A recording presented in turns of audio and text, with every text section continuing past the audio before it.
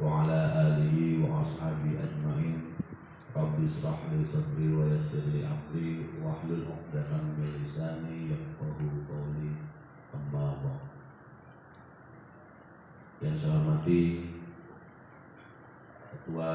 calon ketua PWILS yang besok akan dilantik pagi hari besok oleh Ketum PWILS Gus Abbas, serta kawan-kawan sekalian anggota PWILS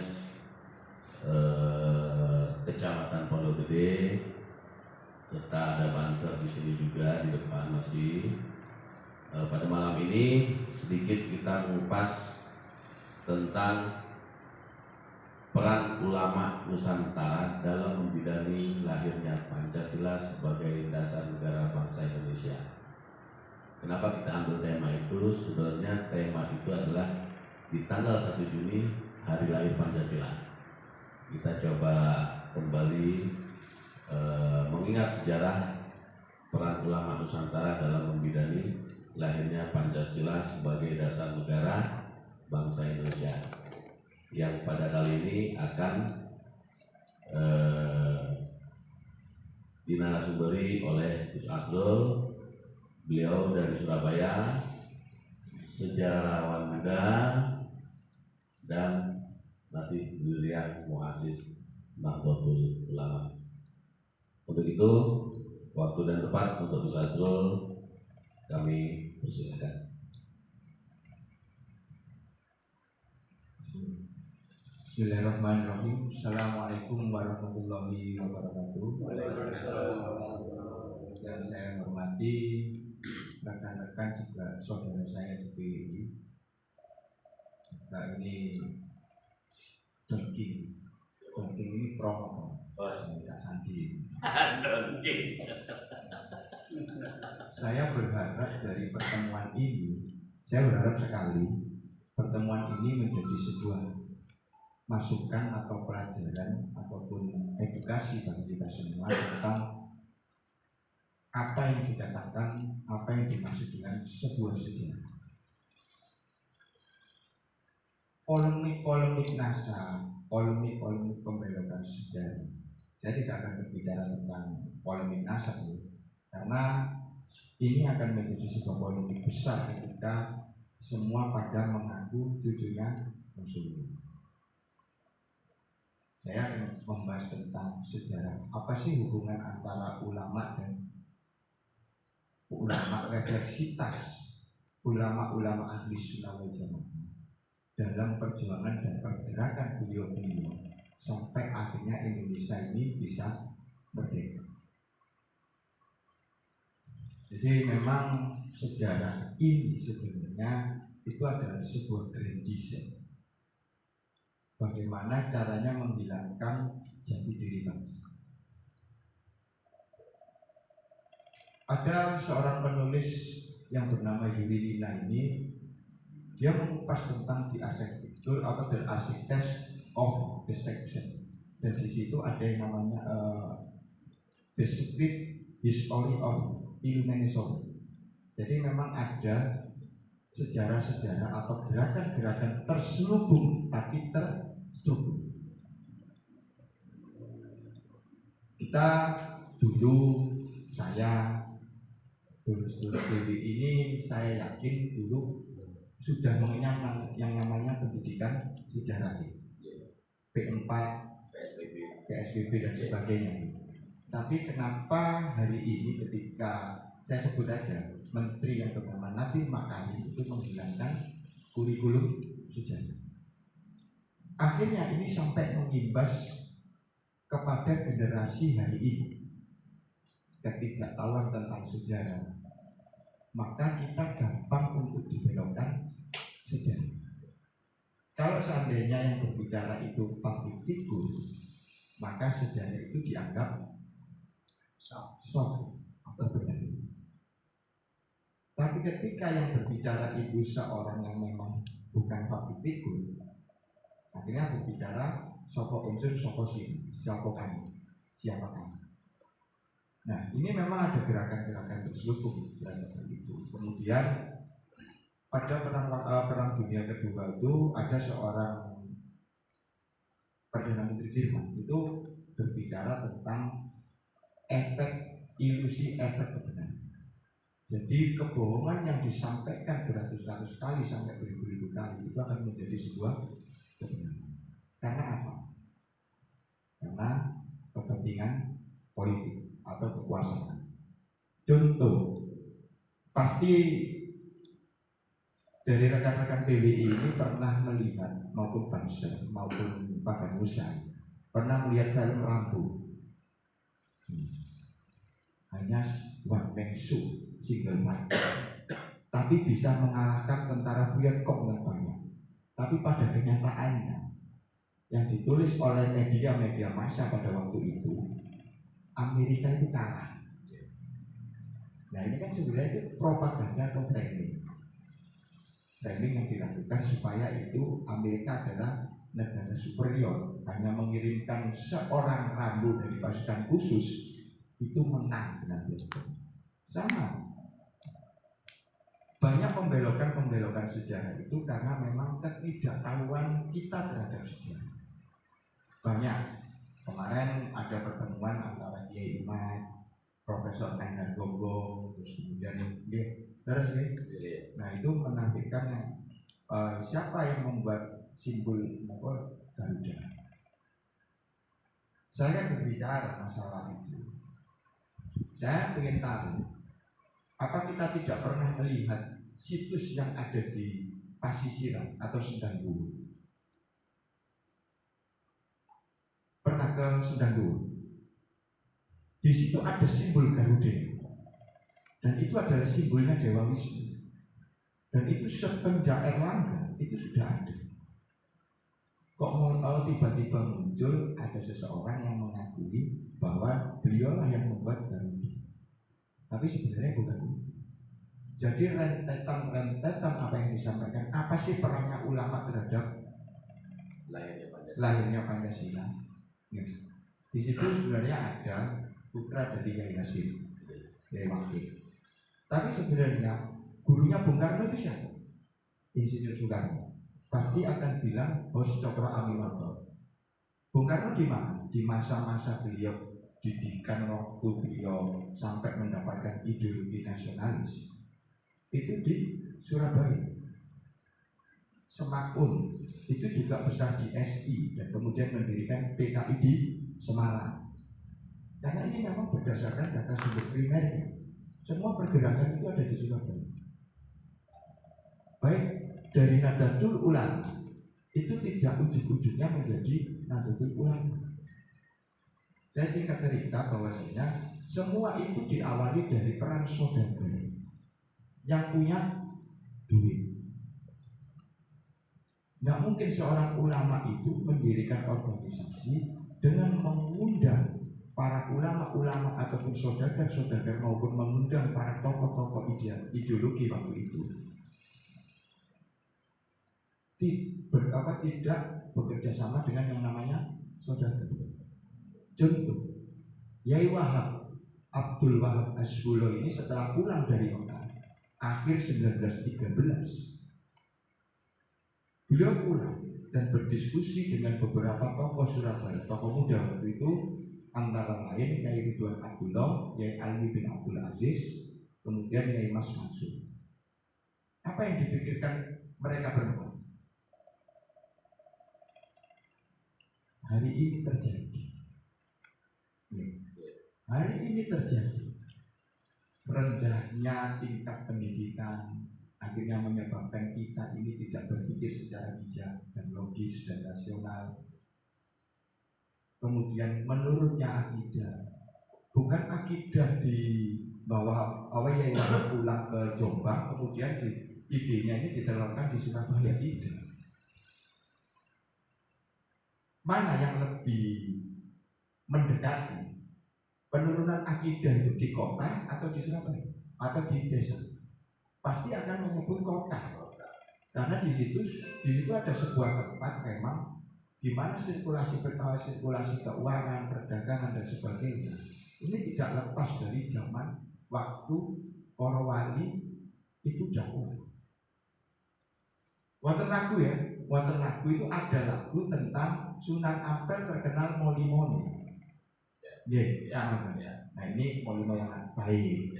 Nah kalau dilihat dari sosiologi dan antropologi pada waktu itu, kenapa para wali ini min auliyaillah ini diterjunkan di tempat-tempat yang di situ tempatnya masih bandar, sah bandar dan sebagainya, pelabuhan dan sebagainya.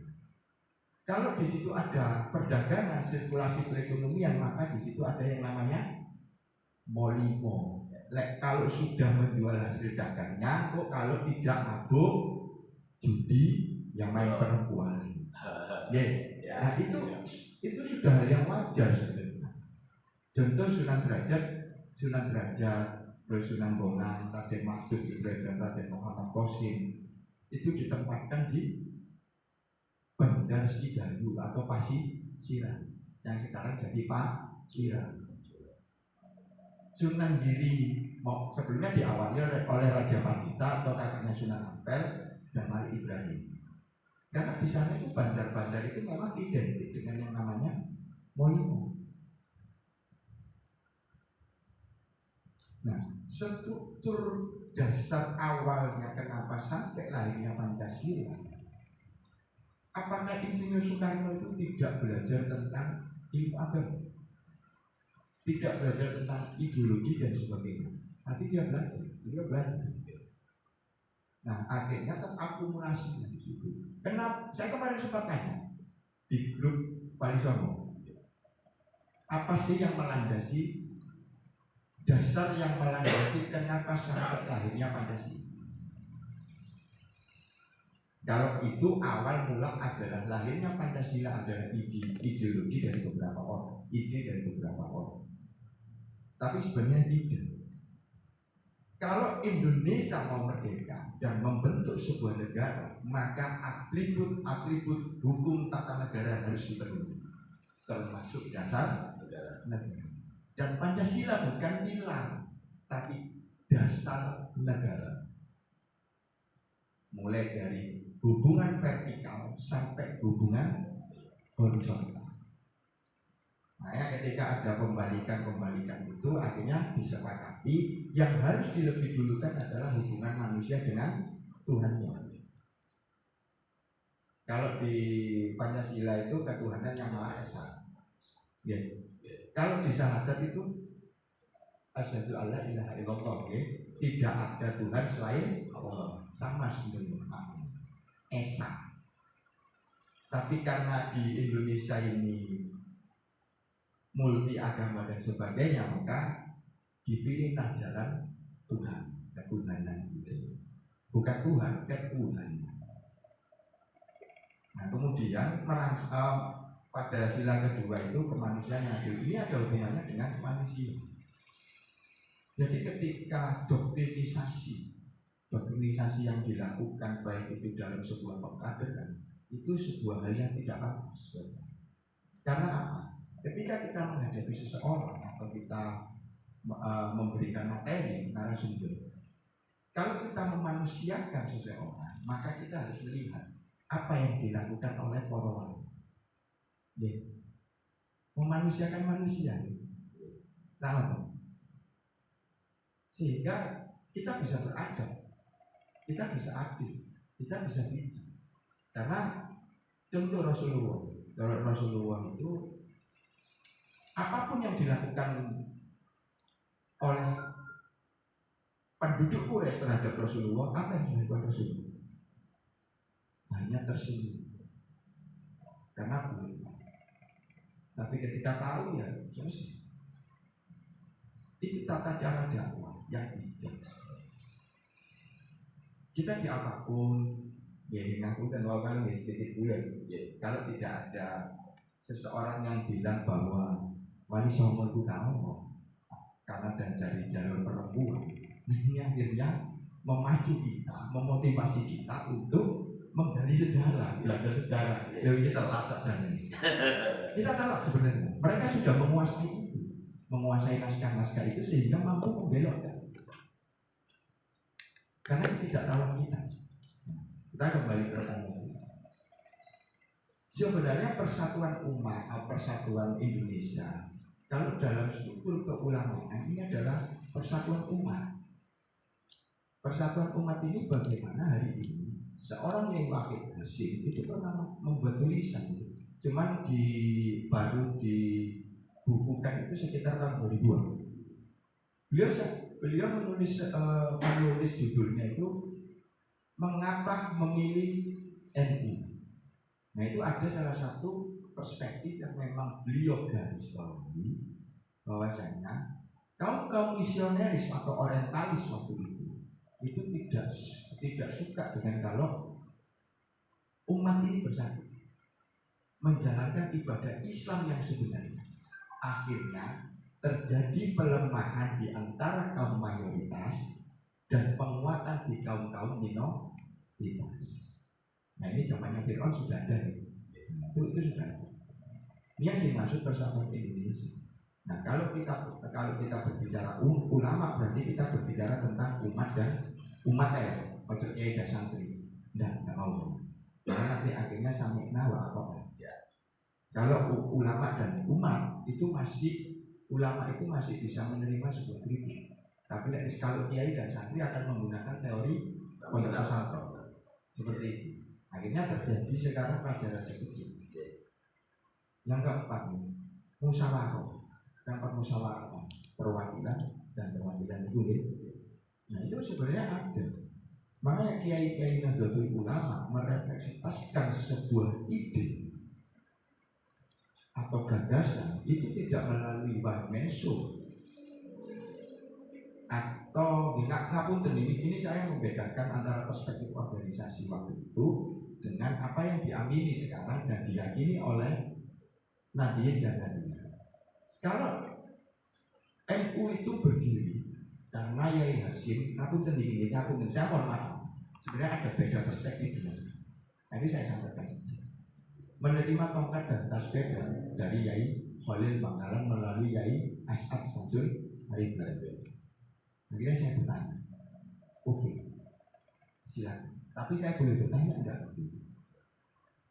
Yai Khalil Muhammad Khalil Bangkalan, Yai Muhammad Khalil Bangkalan wafat tahun berapa? Yai As'ad membawa tongkat tahun berapa? Berjalan dari Madura sampai ke Jombang tahun berapa? Dan NU berdiri tahun berapa? Ada nama NU?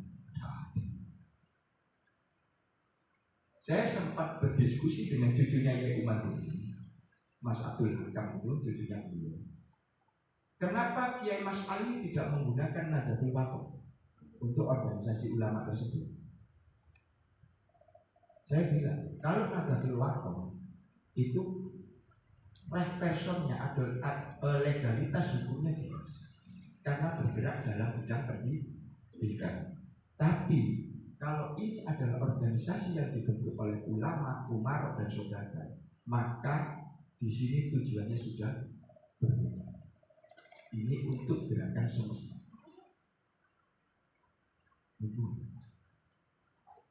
Di catatan suara Nahdlatul Ulama ini tercatat bahwa sebelum Nahdlatul Ulama itu ada organisasi yang sudah ada, Nahdlatul Wathon, Taswirul Akal, dan kemudian ada Takmirul Masajid, barulah NU. Kenapa? Kiai-kiai itu kan akhirnya terakumulasi dalam NU. Sebenarnya banyak permasalahannya, bukan hanya permasalahan ijaz, tapi tetap dimusyawarahkan. Makanya kalau hari ini MPR dan DPR itu tidak mewakili suara rakyat, itu hak mereka. Hak mereka. Hak mereka itu. Saya yang butuh kok. Dan akhirnya seperti itu. Tapi ada yang memang bergerak dalam bertujuan untuk masyarakat. Seperti itu. Nah, akhirnya kita ngomong keadilan sosial bagi seluruh rakyat. Kalau kita ngomong sosial, berarti kita ngomong seluruh dari elemen apapun. Tapi terkadang di Nahdlatul Ulama itu sudah melandasi sebuah pergerakan dan musyawarah itu tidak sendiri. Contoh, Kiai Mas Ali mengusulkan nama Nahdlatul Ulama dan kemudian merepresentasikan pada waktu perkumpulan ulama, deklarasi ulama yang ada di Kertopaten Surabaya. Dan ini tempat tinggalnya Kiai Muso Kertopaten, mertuanya Kiai Wahab Asbul. Dan kemudian beliau punya anak yang bernama Kiai Wahid Wahab. Ini orang Kalimantan, orang Surabaya asli, Kiai Wahid. Karena beliau kelahiran Surabaya, Kertopaten. Nah, tidak ujuk-ujuknya Kiai Mas Ali menawarkan, mengusulkan nama Nahdlatul Ulama ini disetujui. Kemudian ada lagi yang mengusulkan Nahdlatul Ulama, Kiai Abdul Hamid Fakih, Kiai Abdul Hamid bin Muhammad Fakih Sidani. Dan ini pun dibahas di situ, dimusyawarahkan, disepakati dan sebagainya. Ya. Jadi unsur-unsur Pancasila, 5 unsur Pancasila sebagai dasar negara ini, sebenarnya tujuannya kan sebenarnya sudah ada dalam pembukaan Undang-Undang Dasar, ya. Di alinea terakhir itu sudah ada semua itu. Cuman kalau sekarang saya sudah tidak apa. Kalau dulu masih kelas 6 SD masih apa saja. Nah, tentang kesejahteraan rakyat itu dan tujuannya seperti ini. Jadi memang Pancasila ini sebenarnya penggabungan dari ideologi-ideologi yang sudah ada, baik itu secara Islam, belum menyebut komunis untuk Islam itu. Padahal seorang Nyoto itu pernah menulis tentang PKI dan Pancasila. Aidit membela Pancasila. Kita jangan itu, jangan maksudnya benci sama mereka. Cuma karena sesuatu hal yang akan akhirnya menjadi tujuannya adalah kekuasaan.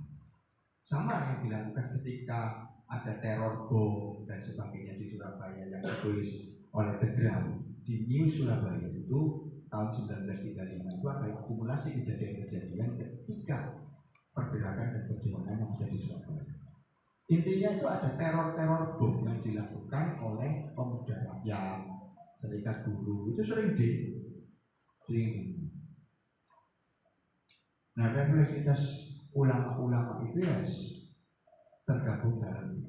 Jadi memang Nahdlatul Ulama itu konsentrasi pada masalah pendidikan, kemudian Suryo-Sumirat yang awalnya itu adalah saudagar-saudagar yang kemudian di situ ada beberapa kiai-kiai akhirnya tergabung dalam Suryo-Sumirat Tasbirul Akal. Nah, ini pembahasan secara keislaman, tauhid, akidah, tasawuf dan sebagainya. Oke. Nah, ini akhirnya rapat-rapat itu terjadi. Akhirnya menyepakati kita harus juga bergerak dalam bidang pendidikan. Tidak hanya Muhammadiyah. 1919 itu kemudian disepakati rapat dan melahirkan sekolah Tasbirul Akal di Ampel. Apa yang dipelajari? Sama sebenarnya. Kalau di Nahdlatul Ulama itu dipelajari tentang 1 ketauhidan, 2 tentang gramatikal Arab atau nahwu shoroh, kemudian ada ilmu-ilmu tentang ilmu geografi atau ilmu bumi waktu itu. Geografi belum ada, ilmu bumi, ilmu hidup, dan kemudian yang terakhir adalah ilmu tentang nasionalisme. Dan di sini ada peran-peran Dr. Aminoto sebenarnya. Tapi kita ini NU ini kalau dibilang bahwa NU itu sebenarnya lahir dari syarikat Islam, tidak mau. Karena apa? Sudah tidak respect dengan Semaun sebenarnya. Bukan sama Dr. Aminotonya, tapi sama Semaunnya yang beraliran komunis. Sebenarnya seperti itu. Tapi kalau di dalam tulisannya Petrus Baberger itu, saya mencari tentang Nahdlatul Ulama itu saya tidak ada. Tapi ketika saya baca sampai terakhir, lah kok Nahdlatul Ulama itu ikut dalam babnya syarikat Islam. Ya kan berarti kan seorang penulis itu tahu keberadaan NU itu memang akhirnya dari jaringannya syarikat Islam. Contoh Hasan Ghibo itu awalnya Dia ikut syarikat Islam dan kemudian tahun 1919 itu diangkat menjadi ketua syarikat Islam Kering Ampel. Kemudian di situ ada Kiai Mas Mansur dan sebagainya, termasuk Mbak Wahab, Kiai Mas Ali, semuanya ada di situ semua. Loh, kenapa kita harus tidak mengakui SI sebagai organisasi terbesar waktu itu? Ya karena sejarahnya seperti ini. Ini refleksi tujuannya untuk kemaslahatan umat sama tujuannya Pancasila. Tapi apakah tujuannya Pancasila akhirnya terwujud? Wallahu a'lam. Karena setiap kepemimpinan itu akan beda cara memimpin.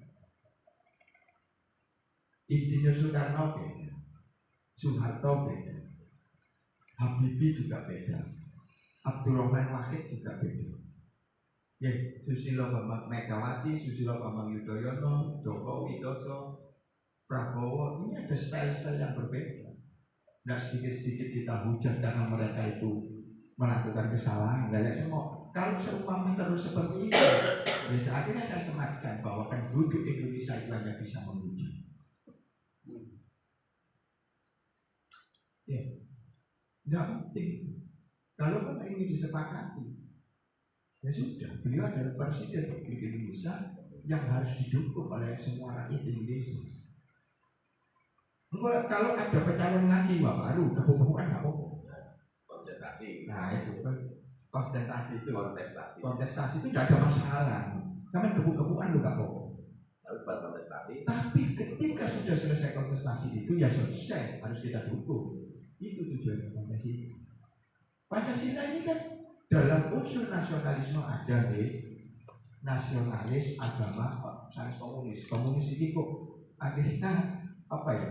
Itu didukung sama Yewa tentang ide Nasakom itu sebenarnya. Tapi komunisnya itu bukan masalah pemberontakan, kita kan traumatik di situ, trauma dengan itu. Tapi sebenarnya bukan itu yang dimaksudkan. Komunis ini lahir, kita harus merujuk pada pergerakan kaum buruh dan sebagainya. Ini sebenarnya untuk apa sih tujuannya kaum komunis dan sosialis ini? Sebenarnya bukan untuk memberontak sebenarnya, tapi untuk menyaingi kaum-kaum kapitalis. Itu sebenarnya harus kita pelajari. Sama tidak usah sama dengan ketika ngomong Pak Alawi, ya sama benci teman nggak Pak Alawi? Benci pasti ya, kalau kita ngomong benci teman Saya berbeda ya. Boleh kan saya berbeda? Boleh. Kulon iki, konco kulon iki akeh keturunan wong Arab. Lek wayahe ngopi ya seru ya ngopi. Kalau wayahe futsal ya futsal. Ya ada. Mereka membahas itu enggak ada. Ini teman-teman saya yang ada di Ampel. Kalaupun habaib ini baik, tapi kulon ini bukan tidak mau tulisan ini baik itu habib ya. Yang ada Syekh. Katakan Syekh Ali Al-Habsyi Batavia. Ya, Syekh Utsman bin Yahya Petamburan. Saya punya naskahnya. Punya saya. Saya punya naskahnya Utsman bin Yahya. Kalau ini saya jual, istimewa. Harganya bisa puluhan juta. Padahal saya beli cuma 2,5 juta. Bisa puluhan juta itu. Kita maklerin biar jadi 2,5 M gitu. Oh iya.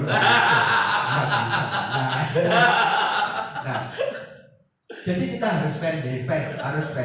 Jadi ketika saya membaca sekelumit tentang narasi yang dibangun oleh Profesor Aminuddin Kas di Indonesia itu, belajar sejarah itu tidak hanya mengenai fakta dan teori, tapi belajar sejarah itu belajar tentang masa lalu, masa sekarang dan masa depan. Sehingga dalam sejarah ini kita bisa belajar hidup secara bijak. Menghabiskan energi enggak? Kalau kita bercerita tentang kakek buyutnya orang lain, menghabiskan energi. Kita ngomong perjuangan Wali Songo Indonesia, maka mbah kakak diramut kok. Pernah? Ayo saya tanya. Perlu saya. Saya ini setiap malam, kalau di Surabaya, kalau tidak ke Bibis, ke Kawatan, ke Bungkul, ke Ampel, saya sakit pula. Saya milih makam yang bagus, yang tidak terawat yang mana? Waalaikumsalam warahmatullahi wabarakatuh. Gitu. Ada enggak ketika kita bicara Wali Songo dan sebagainya, perjuangan Wali Songo, apakah ini merupakan refleksitas dari Pancasila? Ini tugas kita di sini bersama-sama. Kalau ini sebagai patokan dasar negara, saya sempat berdebat tentang hilangnya penataran P4. Saya sempat berdebat dengan sekretaris DPR. Nah, ini saya tadi mandi itu pakai sabun Shinsui ya. Saya nggak tahu yang namanya produsennya siapa, tapi saya tahu produknya itu produk wangi, sabunnya wangi. Buat saya sosial. Saya tidak akan berbicara tentang produsennya. Sama dengan penataran P4. Hari ini banyak kejadian-kejadian tawuran massal. Mengalami P4. Jenengan pasti mengalami penataran P4. Terus ya. Tapi ketika kita ini dipaksa untuk tawuran, kita berpikir. Berpikir kan kita.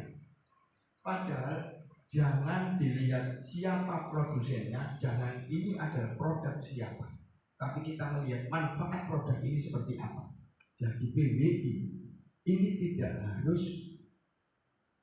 Nah ini tadi saya juga baca sedikit tentang statusnya bahwa saya nggak akan berbicara tentang dakwahnya Wali Songo karena kita tidak bisa. Tapi sedikit banyak ketika kita belajar tentang perjuangan Wali Songo Indonesia, harus tahu perjuangan wali-wali Songo itu seperti apa. Wali Songo itu seperti apa? Saya tanya seperti itu. Kalau Jawa Barat ini identik dengan Raden Syarif Hidayatullah. Sampai kena Mogi. Sampai kan ke Mogi, pas ataupun Imam Bibi. Saya kepingin tahu cara strategi dakwahnya Sunan Gunung Jati untuk mengislamkan Tatar Sunda ini bagaimana? Katanya ngaku putunya. Aku yang putu. Pengaku ya kok. Kan apa pengaku ya? Urusan Ibrahim. Ya, kita harus tahu dulu. Kita boleh ngaku cucunya Wali Songo, tapi kita tahu nggak dakwah beliau sehingga sampai runtutan sanad itu nanti melahirkan Pancasila. Ulama-ulama ini NU. Hari ini NU pernah memberontak sejarah. Nggak pernah. Sejarahnya tidak. Oh, nggak pernah. Tapi kalau seandainya NU memberontak, berarti tujuannya adalah pan-Islam. Gagasan yang disampaikan oleh Syekh Jamaluddin Al-Afghani dan Syekh Muhammad Abdu yang kemudian diasingkan di Paris. Ini yang dipelajari oleh Kiai Salim bin Abdul Aziz, Kiai Wahid Yusuf, pergerakan-pergerakan pan-Islam. Tapi Rasulullah hadir itu bukan untuk kekuasaan, tapi untuk dakwah. Terus nih, saya berjuang di Songo untuk popularitas, kekuasaan dan sebagainya. Kita harus meluruskan sejarah bahwa Wali Songo itu tidak berbicara tentang kekuasaan dunia, tapi kekuasaan rohani. Hubungan jenengan dari Wali Songo ini berat, men. Berat ya, berat. Dunia ini sangat memusingkan dari dia karena nanti ada hubungannya dengan ego, ambisi dan mimpi. Saya sempat mengkritik PWI waktu itu. Ya kalau perai, tak apa-apa mau diskusi, ya. Perai. Nahdlatul Ulama berdiri itu karena ada saudagar. Perannya saudagar. Rasulullah berapa saja. Saya sudah bilang di balik laki-laki yang tangguh itu pasti ada seorang wanita yang lebih tangguh. Benar? Contoh. Dibaliknya Rasulullah itu Khadijah, Sayyidah Khadijah. Iya. Beliau wanita tangguh. Dibaliknya sekarang, waduh, gak jelas. Nah, ini